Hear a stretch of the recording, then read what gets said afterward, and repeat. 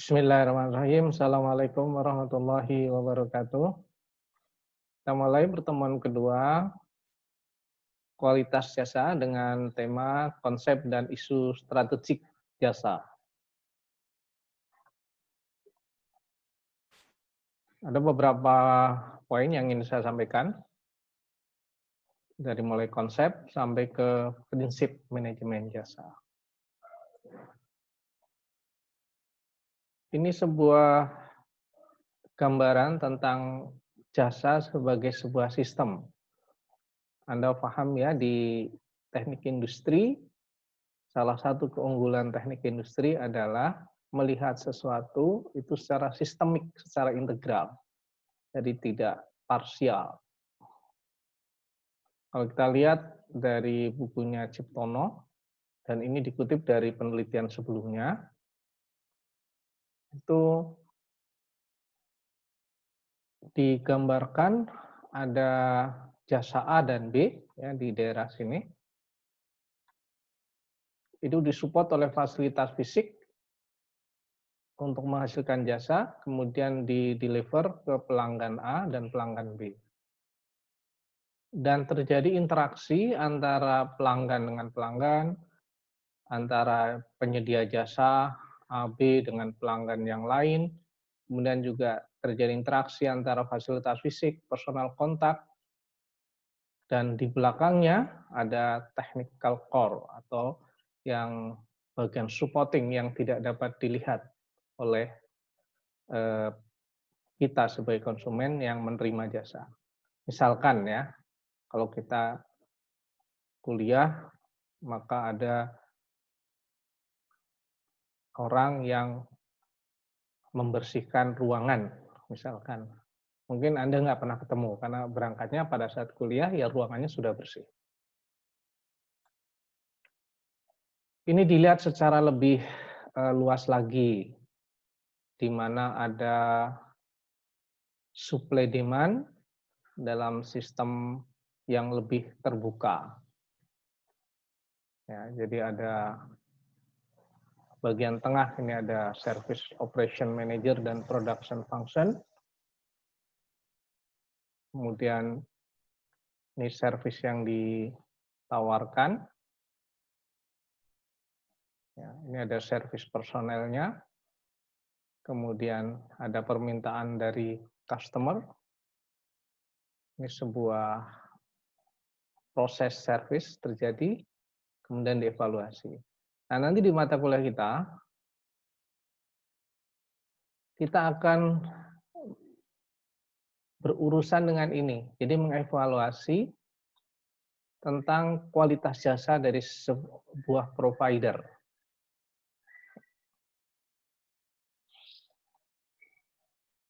Atau ini juga bisa dilihat secara yang lain ya. Artinya kalau tadi mungkin dari sistem supporting, kemudian bagian yang bertemu dengan kita, satu lagi penyedia jasa dan kita sebagai customer. Kalau ini dilihat dari input, proses, output, gitu ya. Di mana tujuannya tentu saja yang paling puncak ini adalah customer satisfaction atau kepuasan konsumen. Nah, tadi ada employee-nya, pekerjanya, dan ada ini di industri transportasi, misalkan transport undertaking. Jadi sarana-sarana untuk transportasi. Dan service quality itu dipengaruhi ini ya, ini oleh berbagai macam subsistem atau faktor atau variabel juga boleh. Ya, ini contoh penggambaran konsep jasa di industri transportasi. Apa definisinya? Nah, sekarang kalau tadi kita melihat jasa sebagai sebuah sistem, nah ini Kotler dan Keller tahun 2012 mengatakan bahwa setiap tindakan atau perbuatan yang dapat ditawarkan suatu pihak pada pihak lain yang pada dasarnya bersifat intangible atau tidak berwujud fisik dan tidak menghasilkan kepemilikan sesuatu. Itu definisi dari jasa. Berdasarkan gradasinya, ada 5 kategori perusahaan menurut Kotler jika dikaitkan dengan tipe jasa, berdasarkan definisi jasa. Ya. Ada yang nomor 5 ini kita dari bawah ya, jasa murni, kemudian jasa utama yang didukung dengan barang dan jasa minor, produk hybrid, produk fisik dengan jasa pendukung, dan murni produk fisik. Jadi kalau kita lihat 2, 3, 4, 5 ini ada urusannya dengan jasa. Hybrid ini campuran fisik dan jasa. Kira-kira seimbang begitu ya. Kalau fisik dukung jasa berarti jasanya minor. Kira-kira contohnya seperti ini spektrumnya atau kontinuumnya barang dan jasa. Yang paling bawah ini misalkan yang fisik murni atau tangible-nya dominan. Kalau tadi kan jasa adalah yang intangible ya.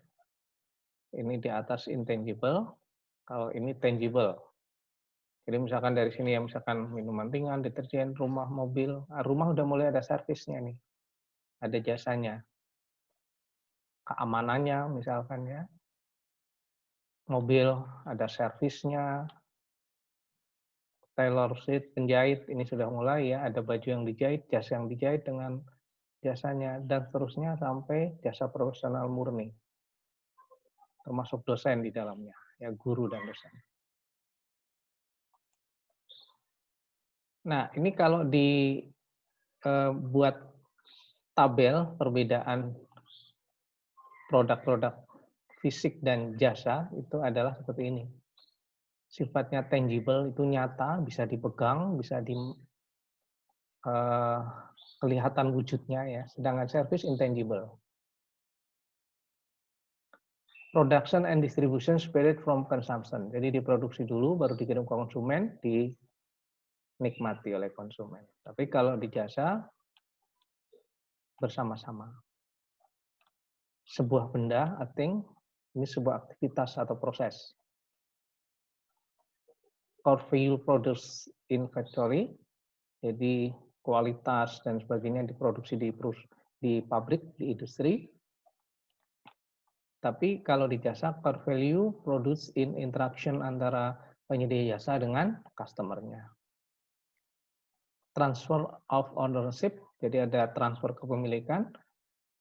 Dia beli TV dari toko yang dibuat oleh Panasonic misalkan, maka ketika dia membayar, TV itu milik konsumen. Tapi kalau di jasa tidak. No transfers of ownership. Ini dari Gondros tahun 2000. Klasifikasi jasa. Ini klasifikasi berdasarkan atau basis-basis tertentu ya. Misalkan berdasarkan segmentasi pasar. Ya, itu dari konsumen akhir dan organisasi. Contohnya ini, salon kecantikan, konsultan manajemen. Tingkat keberwujudan atau intangibility-nya, ya. Ini klasifikasinya range good service, on good service, non good service. Ini contohnya. Penyewaan mobil, reparasi komputer, penjemaah lisan. Keterampilan penyedia jasa, profesional dan non profesional, misalkan dokter dan tukang parkir dan seterusnya. Silakan nanti dibaca. Atau ini yang lain, ya mirip-mirip tadi ya. Ini misalkan nature of relationship-nya, ya itu classic network, special networks, mega, nano. Termasuk sekarang di era media mungkin bisa saja kita bagi ya classification of service berdasarkan Internet of Things misalkan. Maka semuanya akan bisa kita. Klasifikasi ini tidak mutlak ya, artinya tergantung bagaimana orang melihat. Tapi ini untuk menjadi pemahaman kita. Ini secara khusus misalkan kalau dilihat dari kontak dengan penyedia jasa dengan konsumen. Ya. Ini mirip model yang pertama tadi sebagai jasa sebagai sistem. Jadi ini ada sistem operasi jasa di sini. Jadi orang dan fasilitas untuk memproduksi jasa. Tadi ada technical core ya, ada fasilitas fisik dan ada karyawan. Kemudian di sini ada pelanggan. Ya. Jadi sistem penyampaian jasanya ada di sini, 2 blok sini. Kemudian sistem operasi jasa ini ada pendukungnya atau backstack istilahnya dan frontstack. Frontstack itu visible, ketemu dengan pelanggan, bisa dilihat pelanggan, dan backstack itu tidak kelihatan oleh pelanggan. Nah, terjadi interaksi di sini yang sangat kuat ya antara berbagai sistem operasi jasa dengan pelanggan. Nah, ini poin-poin kontaknya yang bisa dilakukan, yang misalkan iklan, sell call, public relation, penagihan, surat, dan sebagainya.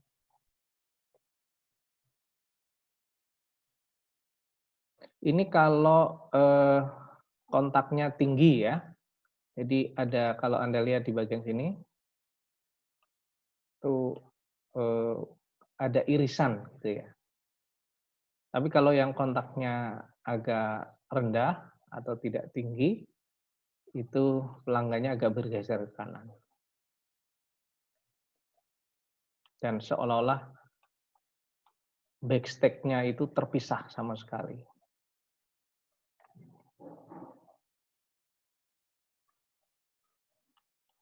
Ya.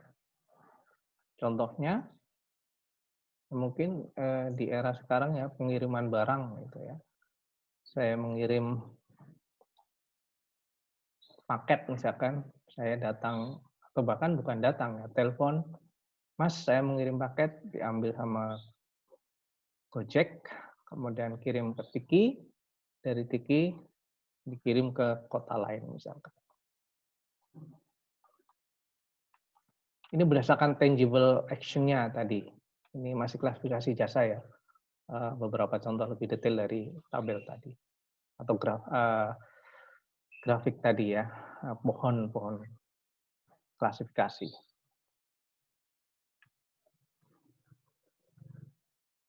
Ini contohnya, sekali lagi, tangible action-nya oleh orang dan oleh barang. Oleh orang, kayak misalkan oleh dokter, restoran oleh chef, salon oleh penata rias, dan sebagainya. Kalau ini transportasi, repair, dry cleaning, dan seterusnya.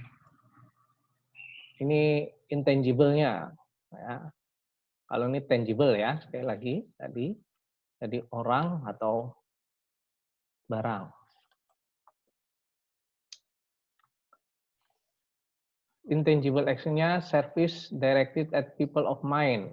Jadi mempengaruhi pikiran, ya, edukasi, teater, nonton film, ya, informasi, service, dan sebagainya. Service directed at intangible asset, banking, legal service, dan seterusnya. Kalau pembagian secara resmi atau klasifikasi secara resmi, kita merujuk kepada WTO, World Trade Organization tahun 2010. Ya, jadi jasa itu dibagi menjadi 12, di mana nomor 12 itu menjadi penghimpun semua yang belum disebutkan di atasnya. Jadi industri jasa bisnis, jasa komunikasi, jasa konstruksi, jasa distribusi, dan sebagainya. Sebenarnya kalau mau untuk penelitian, ini mungkin lebih bagus kalau kita merefer kepada klasifikasi jasa oleh WTO ini.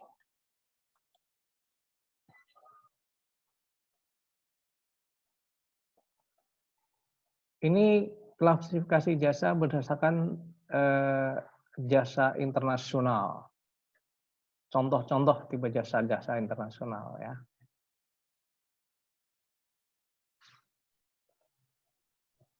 Salah satu isunya adalah ada beberapa faktor yang melampaui batas-batas negara. Ya.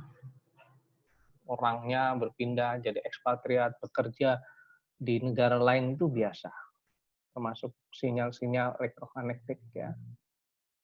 Kemudian berdasarkan faktor kritis dalam melewati batas negara, ada kebijakan, ada visa, dan sebagainya kalau orang ya. Ini contohnya yang paling bawah, mungkin biar lebih mudah. Berdasarkan kontak based service, ini misalkan manajemen proyek atau ekspatriat tadi, orang-orang bekerja. Berdasarkan vehicle based service, misalkan berbasis vehicle itu kendaraan ya, kira-kira ini ada CNN, MTV ya. Untuk berita-berita CNN kan harus membawa seperangkat alatnya untuk terjun ke daerah tsunami di Jepang misalkan atau tsunami di Aceh saat itu. Asset based services misalkan hotel ya, begitu banyak hotel-hotel internasional hadir di Jogja, di Solo dan sebagainya. Object based service misalkan perangkat lunak komputer, transportasi udara dan sebagainya. Jadi sudah internasional, ya, tidak hanya lokal. Oke, berikutnya adalah karakteristik jasa. Karakteristik jasa ini ada 4 dan ini sangat terkenal ya. Jadi salah satu kompetensi ketika orang belajar jasa, dia harus paham tentang karakteristik jasa. Yang pertama intangibility-nya, heterogeneity, inseparability, dan perishability. Kita lihat satu-satu. Tadi sudah dibahas sebenarnya intangible ya. Intangibility itu disebut sebagai it's not something physical that you can see, touch, or taste. Jadi sesuatu yang tidak Anda lihat, tidak Anda sentuh, dan tidak Anda rasakan. Ini ciri atau karakteristik dari jasa. Jadi intangible, tidak berwujud gampangnya begitu ya. Contoh ya ini yang paling klasik ya dari guru yang jasa murni. Ketika dosen mengajar ya tidak bisa dirasakan dengan lidah ya, touch atau taste ya. Kemudian yang kedua, heterogeneity. Ya. Sifatnya sekali lagi adalah heterogen. Jadi antara satu jasa dengan yang lain, walaupun providernya sama, itu bisa saja berbeda. Sekali lagi, maybe heterogenes may be defined as the change in the quality of the same service provided by different vendors. Contohnya ini ya, tentang All Big Mac at McDonald ya. Jadi walaupun servisnya sama, yang melayani sama, tapi tidak sama bagi dua orang pelanggan. Yang satu merasakan misalkan kok karyawannya ramah, karena mungkin dia lagi seneng ya, habis dapat gajian duitnya banyak. Gitu. Yang satu lagi karena kelaparan beli, uangnya tinggal sedikit, maka dia merasa karyawannya tidak ramah. Padahal orangnya sama, servisnya sama, barang yang dibeli sama. Kemudian yang berikutnya adalah inseparability.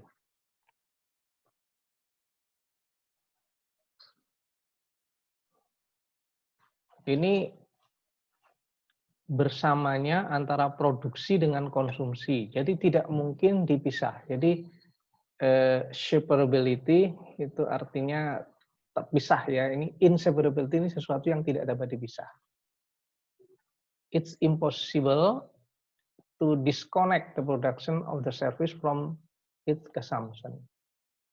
Tidak bisa dipisahkan produksi dengan konsumsi. Contohnya tukang cukur ya. Masa tukang cukur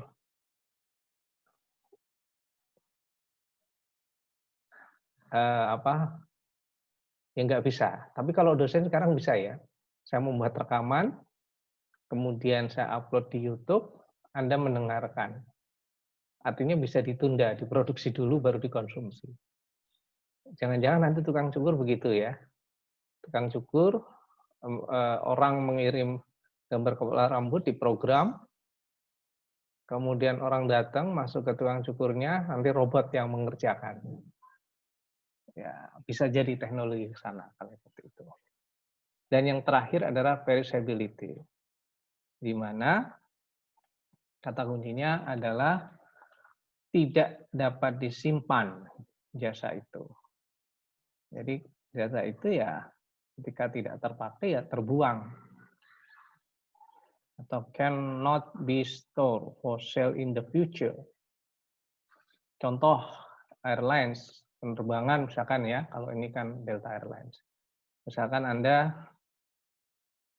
apalagi saat pandemi begini ya, penerbangan Jogja, Jakarta, misalkan atau Solo, Jakarta, itu banyak sekali kursi kosong. Bahkan ada teman dari mana itu kemarin? Iya, Jogja, Jakarta, itu satu pesawat Air Asia hanya dia sendiri ya. Dia foto kemudian di-share di Facebook. Nah, kursi yang lain nggak bisa ya disimpan untuk besok. Ini pembagian yang lain di sini tadi ini IHIP ya. Saya sering menyingkat IHIP: extendability, heterogeneity, inseparability, dan perishability.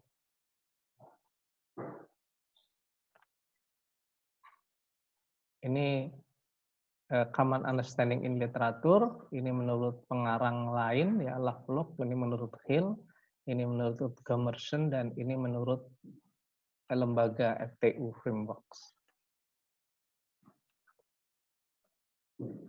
Prinsipnya sama, ini penjelasan lebih lanjut dengan beberapa contoh. Silakan nanti dicermati. Ini juga penggambaran lain dari konsep tadi, IHIP tadi ya. Jadi ada demand di sini, ada penawaran, penawarannya bersifat intangible, kemudian ini dibagi menjadi state of service, provision, facility, transformation, dan penggunaan. Nah, posisi-posisi dari IHIP tadi itu ada di sini menurut pengarang ini. Saya agak lupa pengarangnya siapa. Nah, jadi perishability tadi ya, tidak dapat disimpan ya, provider resources heterogen ya, tiap customer itu berbeda mengalaminya. Kemudian inseparability dan intangible. Oke, ini penggambaran lain dari, sekali lagi, state of service provision. Atau ini yang lain ya, keluh masalah dan strategi berkaitan dengan karakteristik ya. Kalau ini urutannya agak diubah ya, jadi intangible, inseparable, heterogeneity, dan perishability.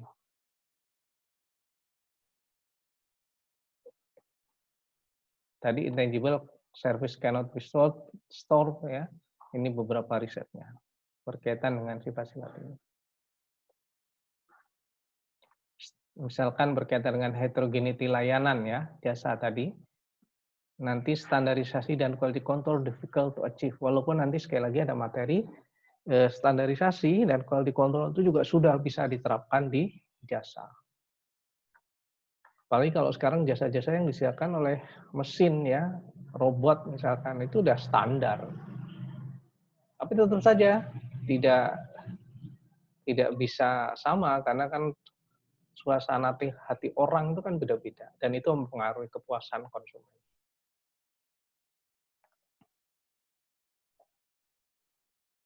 Ini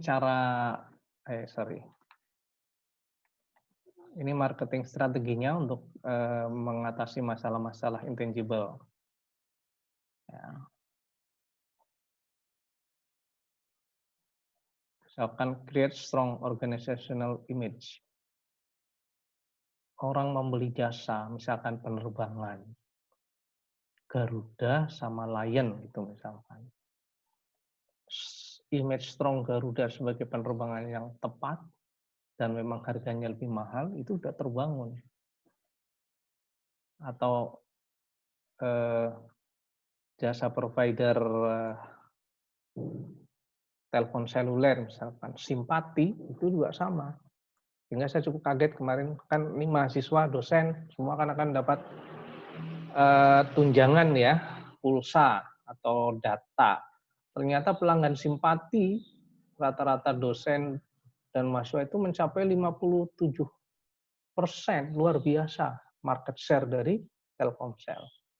Itu karena great strong organization yang luar biasa dari tangibility-nya. Dan yang belakangan ini sekali lagi reference yang bisa diambil untuk meneliti hal-hal berkaitan dengan ini. Berikutnya adalah perspektif jasa. Udah 25 menit ya, saya percepat. Berbasis produk, berbasis harga, berbasis image, dan berbasis service itu sendiri. Jadi perspektifnya berbasis produk, berbasis harga, berbasis image, dan berbasis service. Berkaitan dengan perspektif jasa, ini Gondros mengatakan begini ya. Ada yang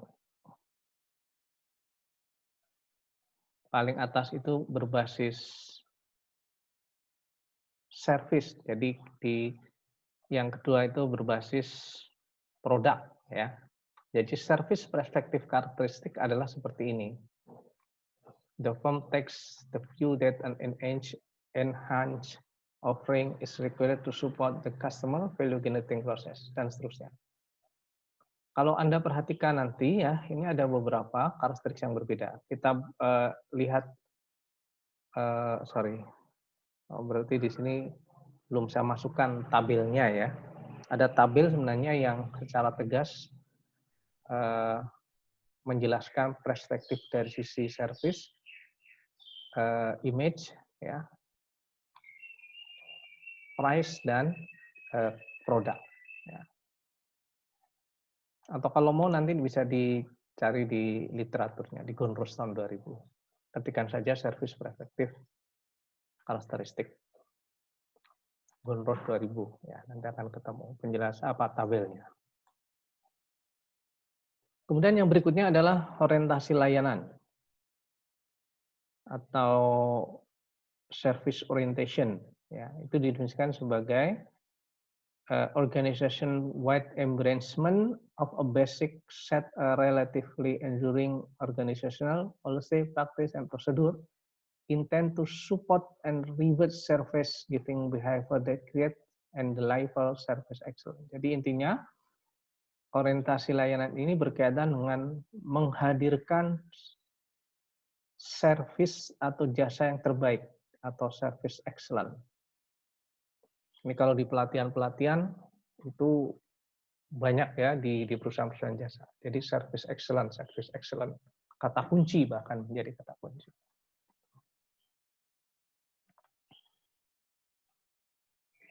Nah, untuk mengukur orientasi layanan itu ada beberapa alat atau tool ya. Salah satunya adalah Self Orientation Dimension. Itu meliputi leadership, encounter, HR, dan sistem.